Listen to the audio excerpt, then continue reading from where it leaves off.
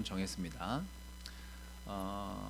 제가 요즘 가을이라서 그런지 또 이 낙엽이 이제 막 지고 물 들어가면서 그런지 항상 이 시간 이때가 되면은 지난 이제 한 봄, 여름 지나왔던 시간들을 많이 돌아보게 되는 것 같아요.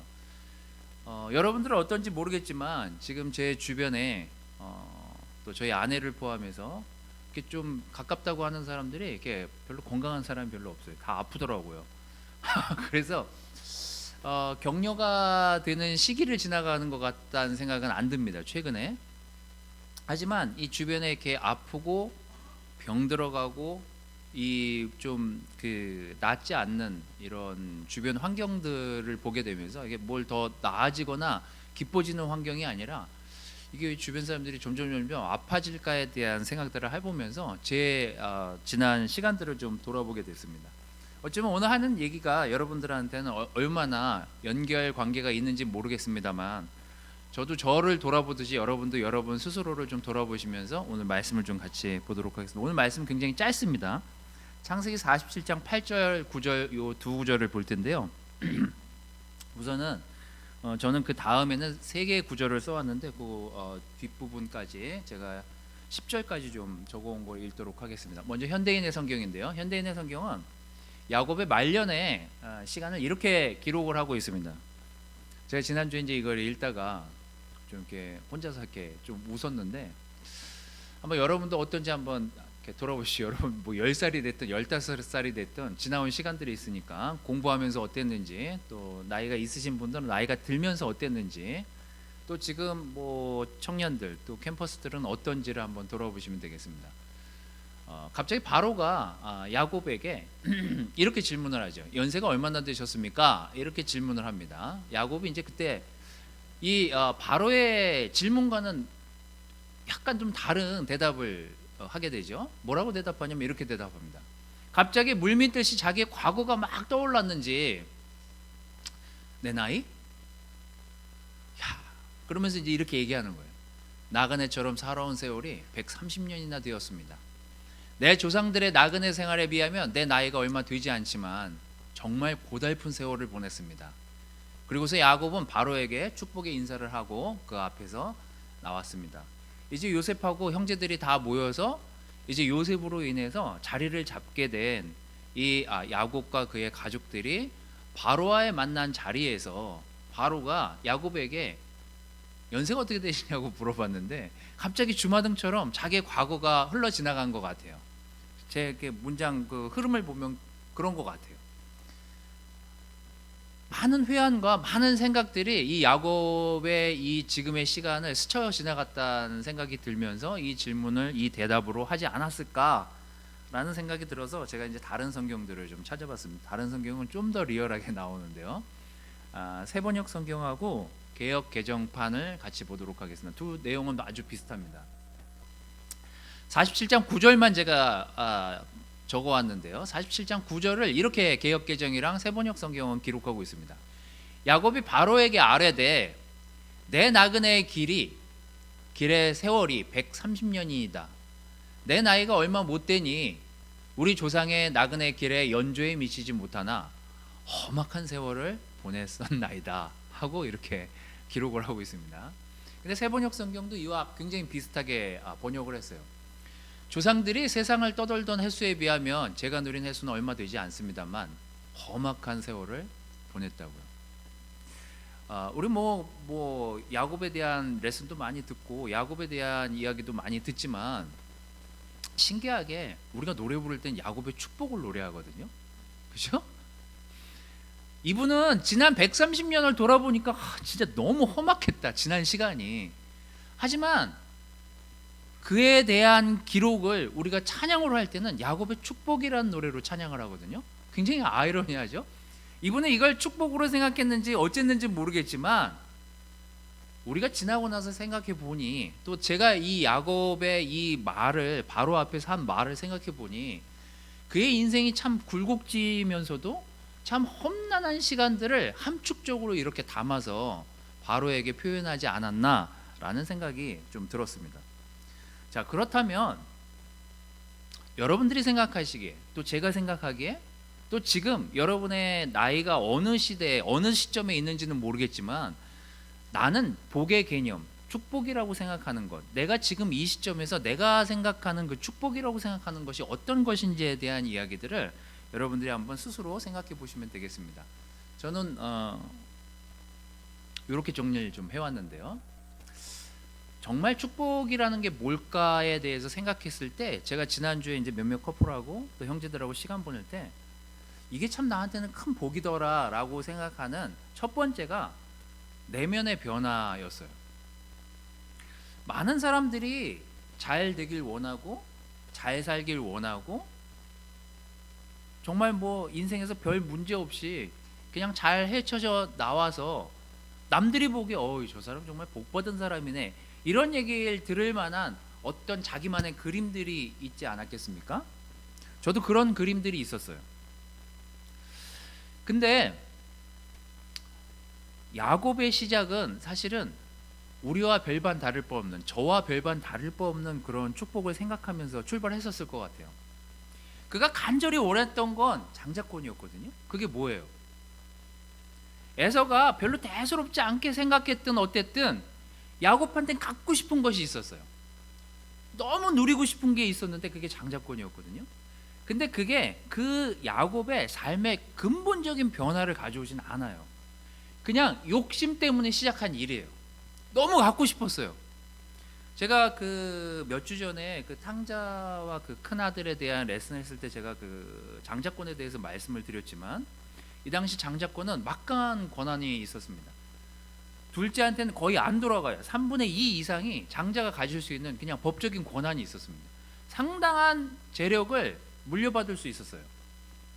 야곱이 그 재력을 탐했는지 무엇을 탐했는지 모르겠지만, 그에게 있어서 그 축복이라는 것은 형이 가지고 있는 장자권, 형이 가지고 있는 내가 가질 수 없는 그걸 갖고 싶어서 시작했는데, 그의 삶은 사실 순탄치가 않습니다. 뭐 여러분이 거기 나오는 야곱의 이야기들, 스토리들을 쭉 보면 그냥 평생 고생하잖아요. 자식들 때문에 고생하고 자기 스스로 그 고생의 길을 택해서 그 길을 지나가고.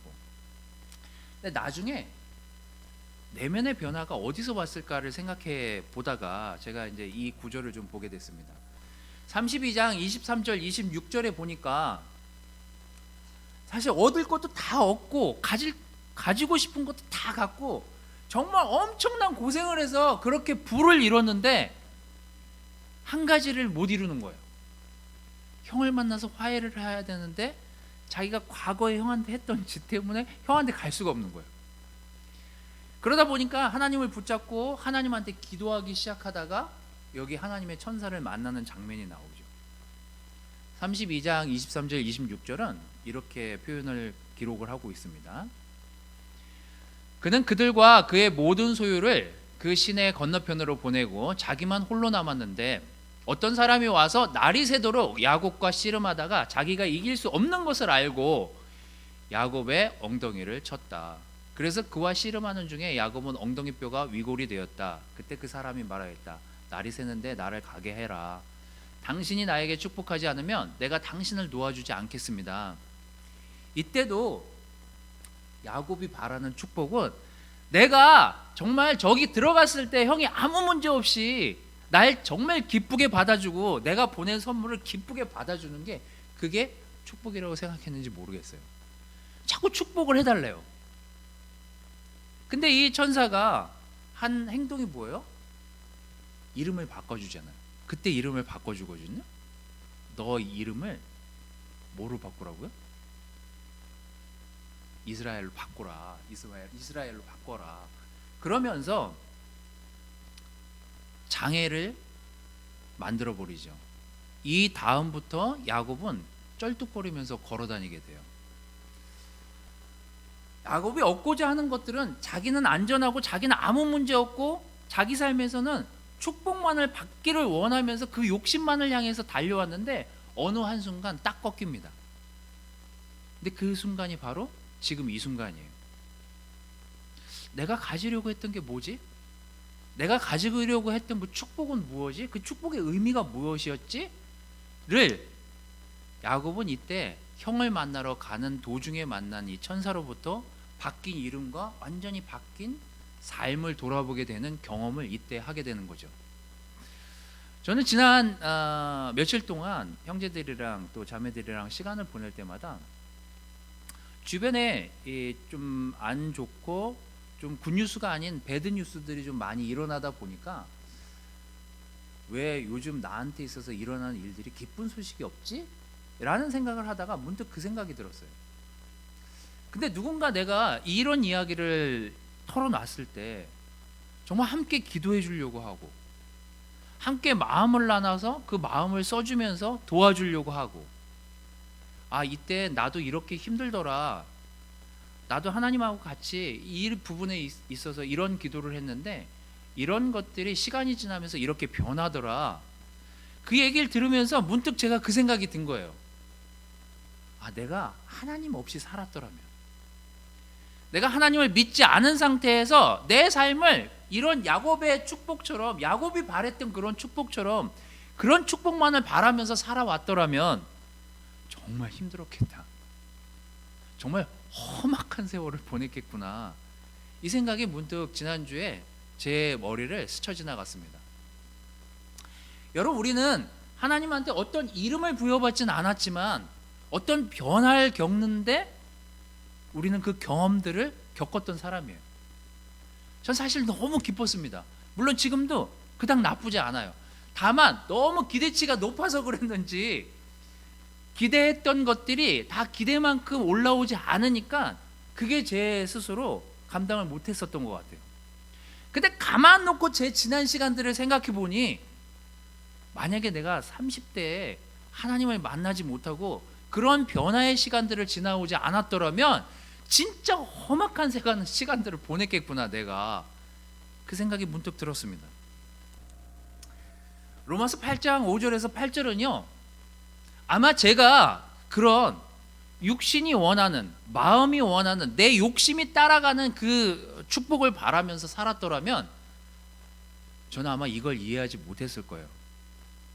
바울은 로마서에 이렇게 편지를 보내면서 이렇게 기록을 하죠. 육신을 따라 사는 사람은 육신의 일을 생각하지만 성령님을 따라 사는 사람은 성령님의 일을 생각한다고요. 육적인 생각은 죽음을 뜻하고 영적인 생각은 생명과 평안을 뜻합니다. 육적인 사람은 하나님의 법에 복종하지도 않고 복종할 수도 없기 때문에 하나님과 원수가 되고 맙니다. 육신의 지배를 받는 사람은 하나님을 기쁘시게 할 수 없습니다. 저는 하나님을 못 만났을 거예요. 왜요? 육신의 지배를 계속해서 받았을 테니까요. 하나님을 기쁘게 하기보다는 나를 기쁘게 하는 거에 더 초점을 맞추면서 살았을 테니까요. 정말 진정한 축복이라는 게 뭘까 생각해 보면 내 안에서의 내 생각, 내 마음, 내 내면의 어떤 변화들을 이루어왔던 것들이 지나고 나서 생각해 보니 나를 험악한 인생으로 몰아내지 않은 것은 정말 엄청난 축복이었구나라는 것들을 지난주에 좀 느낄 수 있었던 시간이었습니다. 여러분에게 있어서 그 내면의 변화는 얼마나 감사한 일인가요? 얼마나 축복 받았던 일로 여러분들이 기록되어지고 생각되어지고 있습니까? 여러분들이 변한 건 엄청난 축복이에요. 저를 포함해서요. 두 번째는요, 받는 것보다 주는 게 복이라는 걸 이제 나중에 야곱이 알게 된 거죠. 그렇게 애써 모으고 그렇게 애써서 무언가 부를 이루려고 했는데 사실은 그 부를 이루고 그 성공을 이뤄가는 과정에서 그의 삶은 사실 순탄치가 않죠. 기도도 해보고 엎드려서 뭐 이렇게 간절히 자기의 요구사항들을 이야기도 해보면서 인생을 살았지만 그의 마지막에 그가 주마등처럼 흘려보낸 130년을 기억하면서 바로에게 했던 얘기는, 그렇게 애쓰고 그렇게 힘을 써서 모았던 그 모든 것들이 자기가 볼 때는 험악하게 자기의 인생을 몰고 갔었던 것 같다. 그래서 주는 것이 얼마나 행복한 복이었는지를 이제 깨닫게 되는 야곱의 모습을 좀 볼 수 있습니다. 한번 야곱의 삶을 그냥 요점으로 제가 적어보면 그냥 야곱의 삶은 빼앗고 얻고 모으는 삶을 복으로 받아들였던 사람이에요. 그게 제일 행복한 걸 생각하고 그 컨셉으로 그의 청춘을 그냥 막 흘려보냈던 사람이에요. 근데 나중에 이제 자기 아들도 잃어버리고 못 찾고 요셉도 죽은 줄 알고 그렇게 눈물로 시간을 보내고 자기의 딸도 자기의 가족들이 막 문제가 생기는 그 과정들을 돌아보면서 결국 복이라는 것은 받는 것보다는 주는 것이 얼마나 행복했었던 것에 대한 생각들을 돌이켜 보게 되죠.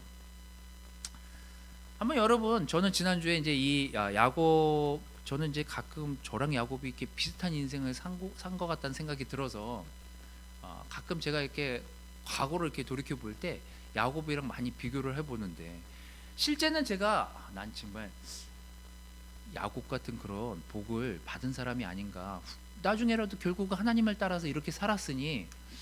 근데 우리는 한편으로 그 이면에 다른 사람들을 떠올려 본 적이 있나를 생각해 보게 돼요. 여러분 한번 생각해 보십시오. 만약에 내가 야곱의 빙의가 돼서 야곱이었다면 결과는 뭐예요? 결과는 하나님의 축복을 받았잖아요.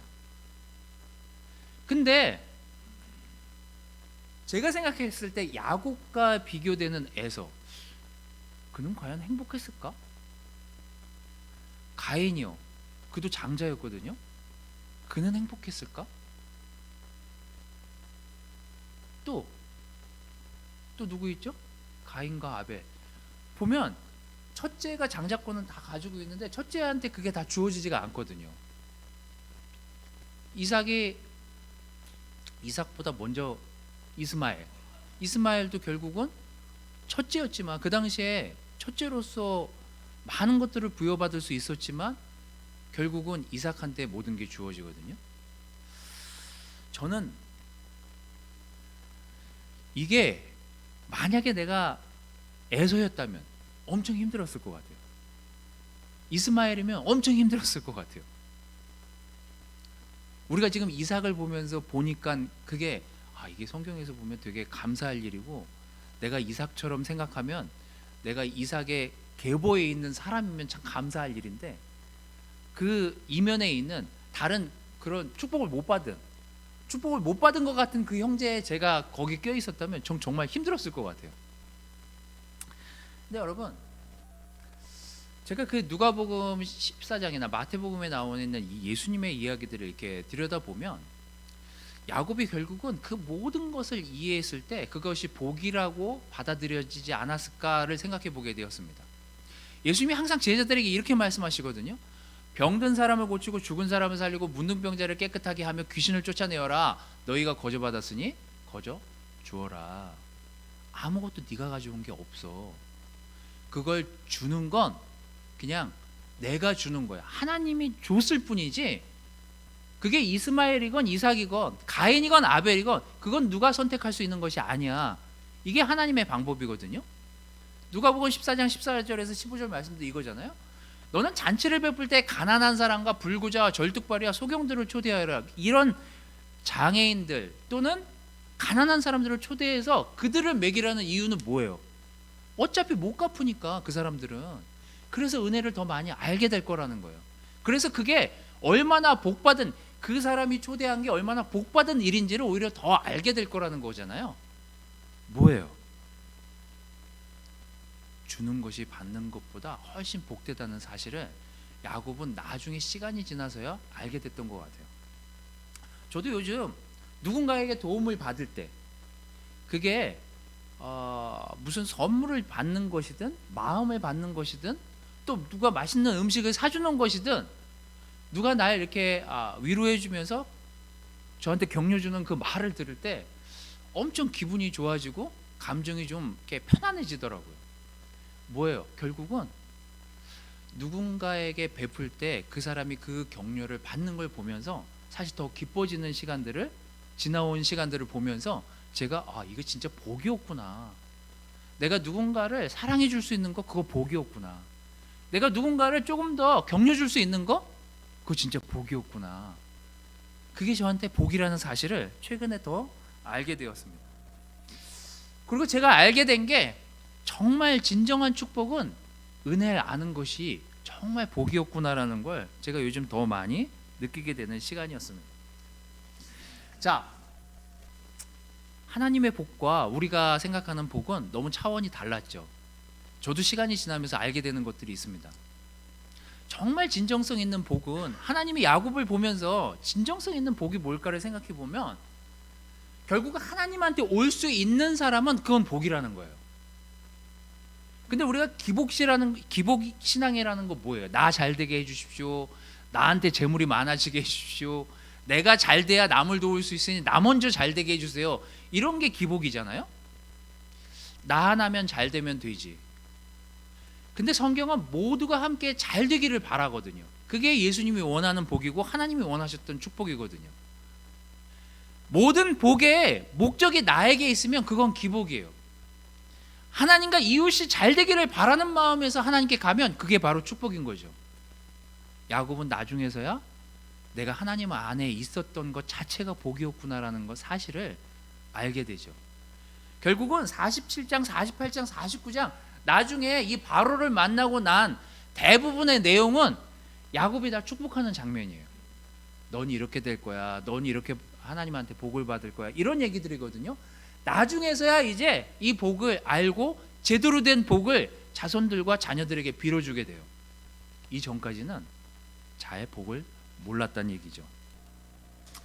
시편 146편 5절 6절을 보면서 정리를 좀 하도록 하겠습니다. 야곱의 하나님을 의지하고 자기 하나님 여호와께 희망을 두는 자는 진짜 복이 있다. 여호와는 천지와 바다와 그 가운데 있는 모든 것을 창조한 분이시며 언제나 약속을 지키는 분이시다. 여러분, 우리는 예수님처럼 살 수 없습니다. 아니, 저는 사실 자신이 없어요. 저한테 그런 일이 다른 사람을 위해서 네가 십자가를 죽어 네가 죽으면 다른 사람들을 구원할 수 있을 거야. 전 사실 자신이 없어요. 근데 예수님이 그 길을 걸어가셨잖아요. 하나님은 어떠신가요? 하나님은 우리에게 복을 주시기를 원치 않으실까요? 하나님 우리 복 받길 원하실 거예요. 하지만 과정을 필요로 하세요. 하나님은 효종아, 나도 네가 복 받길 원해. 하지만 그냥 스킵하고 그 복을 너에게 줄 수는 없어. 제가 시간이 지나고 나서 생각하는 것들이 이거예요. 진정한 복이라는 게 뭘까? 그 진정한 축복이라는 게 내가 지난 20년의 시간을 하나님 안에서 지지고 볶고 죄도 짓고 그 죄를 회개하는 과정도 지나왔지만 내 삶의 어떤 내면에 하나님을 사랑하려고 하고 하나님 안에서 내 병을 고치려고 했던 것, 그거 정말 큰 복이었구나. 내가 누군가에게 격려를 줄 수 있다는 것, 누군가에게 사랑을 베풀 수 있다는 것, 그거 엄청난 복이었구나. 내가 하나님의 은혜를 알고 그 하나님의 은혜를 깨닫는 순간 예수님의 십자가를 기억하고 그 십자가 아래에서 무릎을 꿇고 하나님한테 감사를 전할 수 있는 거, 그거 엄청난 복이었구나. 야곱은 130년이 지나서야 그 험악한 인생을 지나오면서 그 진짜 험악했는데 이게 하나님이 나를 여기까지 인도하신 이유구나라는 사실을 다 지나고 나서야 알게 되잖아요. 여러분, 우리는 이거를 10대, 20대, 30대에 아는 분들도 있고 40대, 50대에 깨달은 분들도 있고, 하지만 이 안에서 하나님 안에서 우리가 함께 이 복을 누리면서 살 수 있다는 것, 이것이 우리에게 얼마나 엄청난 복이라는 사실을 알고 있다면 여러분들은 정말 축복을 알고 지금 이 시간을 축복으로 즐기고 있는 분들임을 믿어 의심치 않습니다.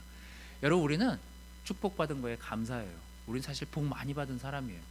앞으로도 이 복은 계속해서 이어질 거고, 하나님이 여러분을 사랑하고 여러분이 하나님을 계속해서 사랑하는 그 시간 동안은 이 축복은 멈추지 않을 것입니다. 여러분, 진정한 축복을 원하신다면 이 세 가지를 기억하시기를 바라겠습니다. 말씀을 마치도록 하겠습니다.